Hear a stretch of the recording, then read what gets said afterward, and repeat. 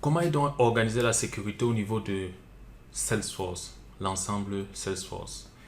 Donc, tout d'abord, il faudrait bien que l'utilisateur puisse avoir accès à notre organisation, à notre environnement de production ou notre sandbox. Pour cela, c'est régi par le login. Est-ce qu'il a un login? S'il n'a pas un login, il ne pourra pas avoir accès à la plateforme. Ensuite, pour avoir accès aux objets, comme on l'a vu, c'est géré par les profils. C'est les profils qui nous donnent les accès aux objets, tout ce que nous pouvons faire, lecture, écriture, suppression, euh, visibilité des données, de tous les objets, des autres utilisateurs, et ainsi de suite. Ensuite, pour avoir accès à l'enregistrement, c'est la hiérarchie des rôles que nous verrons. La hiérarchie des rôles, en fait, c'est depuis que nous travaillons, nous avons accès à nos données à nous. Maintenant, sur la plateforme, il y aura d'autres utilisateurs aussi qui vont créer leurs données. En fonction de la hiérarchie des rôles, on pourra ou pas avoir accès à leurs données. Par contre, si par exemple sur le profil, on a le View All Data, donc ça veut dire qu'on peut voir toutes les données, ça veut dire qu'il n'y a plus de filtre. Moi, utilisateur Franck, je pourrais voir les données de tous les utilisateurs, peu importe la, peu importe où je me trouve dans la hiérarchie des rôles. Sinon, par contre, il y a aussi le fait que en tant que profil administrateur que vous avez, le profil administrateur a aussi on peut dire des super permissions qui permettent de voir un peu tout. Sinon, parce que si on ne voit pas tout, comment on pourra résoudre rapidement un problème s'il existe? Pensez-y. Donc, c'est la raison pour laquelle le profil administrateur a un peu plus de permissions. Et maintenant, l'accès au champ, c'est au niveau du Field Level Security que nous avons aussi vu. Donc, au niveau des présentations de pages, au niveau des types d'enregistrement, voilà. Si le champ n'est pas sur la présentation de page, je ne pourrais pas le voir. Au niveau de... Je ne pourrais pas le voir sur les présentations de page. Vous voyez. Donc, ça, c'est réglé au niveau du Field Level Security. Est-ce que le champ est en lecture, il est en écriture? Est-ce que le champ sur la présentation de en lecture ou écriture sur l'objet, est-ce qu'il est en euh, est-ce que le champ est obligatoire ou bien en lecture seule, read only, au niveau de la présentation de page? Voilà les différents grades, on peut dire les différentes couches de sécurité que Salesforce a mis en place pour gérer sa sécurité. Donc, comment on voit le IP range? Le IP range et les logging hours. Le IP range, c'est pour dire que il y a un certain type d'IP, d'adresse IP. Les adresses IP, ce sont les adresses Internet. C'est un peu comme les adresses Internet des appareils sur le net. Ça permet d'identifier les appareils sur le net. On peut dire, OK, on veut les appareils d'une certaine plage, de telle adresse à telle autre. Tous les appareils qui ne seront pas dans cette plage ne pourront jamais accéder à Salesforce, même s'ils ont le login. Même s'ils ont le mot de passe, ils ne pourront pas accéder parce que ça a été bloqué. Donc, et où est-ce qu'on configure dans ce IP range et ce login hours? Le IP range, on va commencer par le IP range. Alors, là je suis allé dans la config, ok. Et il faut aller sur Network Access, donc accès Internet, accès réseau. Voilà. Et là, vous pouvez définir une nouvelle. On peut dire les IP qui commencent de 100.1.2.5 à ceux qui vont à 100.1.2.200. Description protégée. Non, c'est pas obligatoire. Ici. Voilà. Ça veut dire que si mon IP n'est pas dans cette plage, si j'essaie de me reconnecter après, je ne pourrai pas. Je vais pas regarder mon IP, mais voilà. C'est un peu technique pour le faire là maintenant. Donc, pour faire ne pas le faire. Mais ce qu'on peut, voilà, en gros, il faut savoir que c'est là qu'il faut faire. Qu'on peut configurer les IP adresses. On peut aussi faire des whitelists.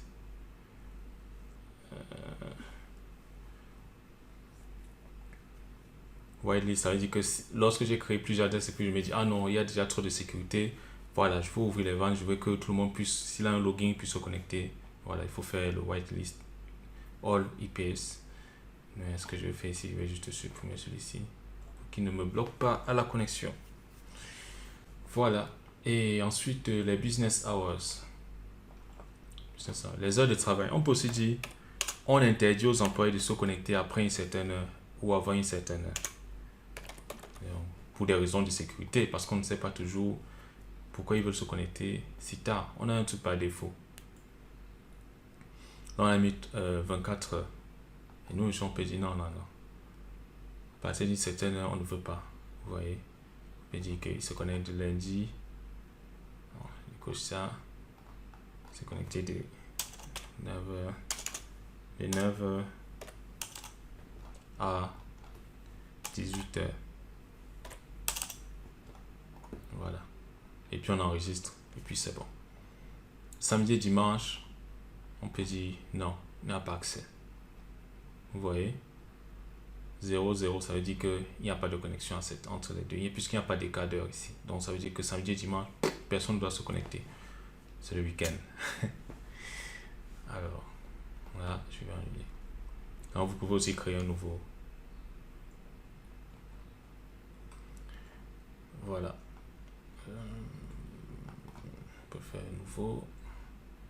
C'est pareil, hein, c'est pareil. Alors, comme tout à l'heure, je parlais du partage. Première étape, nous avons les Organization Wide Default. OWD.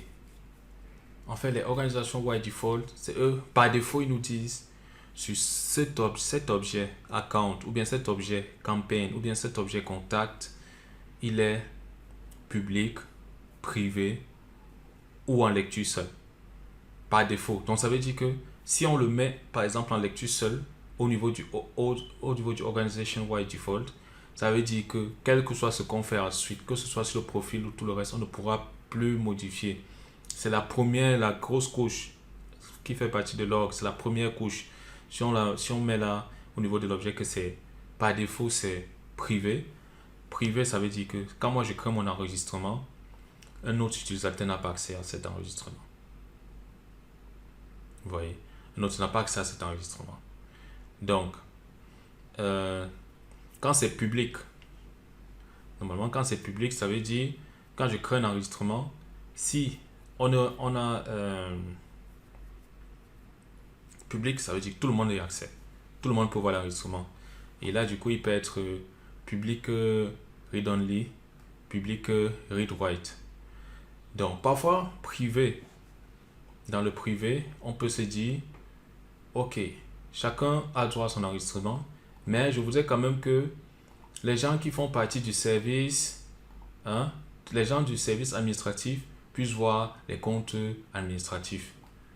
C'est privé, parce qu'on ne veut pas que ceux du service technique puissent voir les comptes du service administratif. Donc, on met l'organisation by default en privé.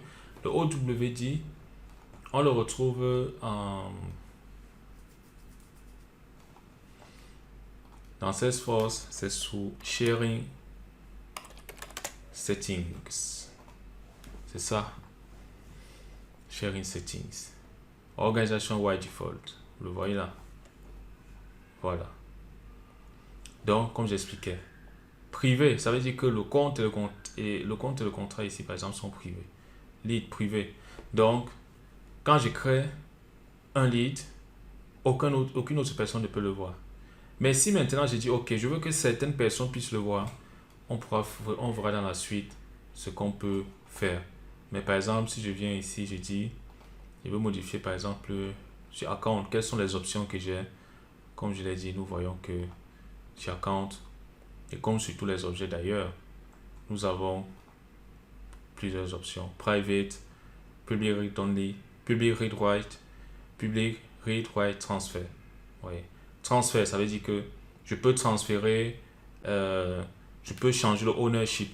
Donc j'ai créé, ou bien je suis owner, par exemple d'un compte, je peux dire non, je veux le transférer à mon collègue Thomas. Donc je lui transfère, j'aurai la possibilité de faire le transfert au niveau du propriétaire. Et quand je vais me reconnecter la prochaine fois, je ne ferai plus ce compte parce que je ne suis plus owner. Voilà. Et donc, comme je disais, on peut, quand c'est en privé, donc personne n'a accès. Ce qu'on peut faire donc, nous avons mis notre objet en privé. On veut que par contre tous les membres d'un même service puissent avoir accès à, qu'on puisse échanger les comptes dans le même service. Ce qu'on fait donc, on fait des sharing ou partage, des règles de partage. On peut faire des sharing, des règles de partage au niveau de au niveau de, par exemple là, une règle de partage au niveau du compte.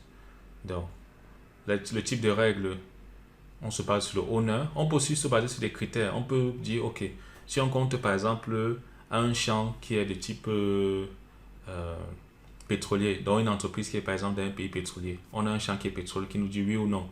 Donc on peut dire, tous les comptes qui sont de type pétrole, on les partage. Ils peuvent être vus. Étant donné, malgré le fait que ce soit privé, ils peuvent être vus par un certain type de personnes et ces types de personnes peuvent être des rôles où il est subordonné. On peut dire les personnes d'un même rôle. Ils arrivent à voir. On verra les rôles juste par la suite. Et on peut aussi mettre dans un groupe. Dans un groupe, on peut mettre des personnes qui sont vraiment de profils de rôles différents. On peut aussi mettre des rôles, ainsi de suite. Donc, which record to be shared. Ok, account owned by. Ok, là on peut dire, ok, les comptes euh, qui sont gérés par des gens de ce groupe peuvent être partagés aussi par les comptes qui sont gérés par des gens de tel autre groupe, peuvent être visibles, peuvent être partagés. Donc je peux avoir accès au compte de ce groupe parce que je fais partie du groupe. Et ici, voilà, là il nous rappelle par défaut quel est le OWD, Organization Wide Default, pour le compte. Là il est en read-only private et là il est en private, case access private, opportunity access private.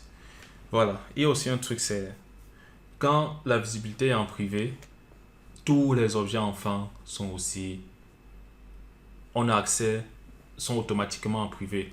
Donc si par exemple le compte là il est en privé, donc ça veut dire que personne n'a accès à mon compte, personne n'a accès aux opportunités de mon compte, ni aux requêtes. Les requêtes, ça peut être les services après-vente ou bien les incidents qui ont été remontés sur mon entreprise. Personne n'a accès à cela. Voilà ce que le private veut dire.